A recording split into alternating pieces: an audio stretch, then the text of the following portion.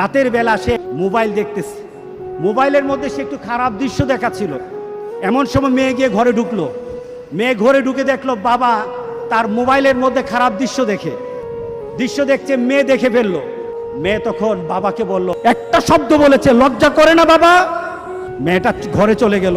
সেই বাবা যন্ত্রণায় ভুগতে আরম্ভ করলো, আরে আমার মেয়ে দেখে ফেললো, আমার মেয়ে কি কথাটা বলেছে, লজ্জা করে না বাবা?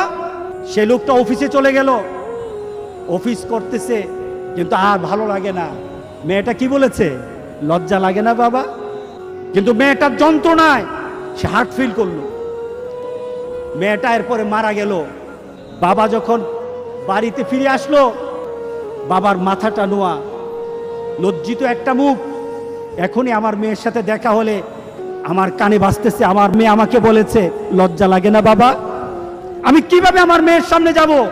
এই চিন্তা যখন করতেছে, এমন সময় দরজা খোলার সাথে সাথে একটা চিৎকার শুনলো। স্ত্রী চিৎকার বলতেছে, আমার মেয়েটা মারা গেছে। বাবার কানে তখন বাজতেছিল রাতের কথা, লজ্জা লাগে না বাবা? তার জানাজার ব্যবস্থা হলো। মেয়েটাকে যখন কবরের মধ্যে দাফন করে দেয়, কবরের মধ্যে রাখা অবস্থায় বাবা চিৎকার করার কথা ছিল, বাবা চিৎকার করে নাই, বাবা হেসে দিয়েছে। তাকে জিজ্ঞাসা করলো, তুমি হাসছো কেন? আমার মেয়েটা চলে গেছে, আমার কলিজার টুকরাটা চলে গেছে, কিন্তু আমার জীবনের মধ্যে একটা আঘাত দিয়ে পরিবর্তন করে গেছে। যেই নীতিতে আমি আমার চরিত্রকে নষ্ট করছি, আমার ঈমানকে নষ্ট করে দিতেছি, আমার মেয়েটা হারিয়ে ফেলেছি, কিন্তু আমি আমার আখিরাতকে বুঝে ফেলেছি।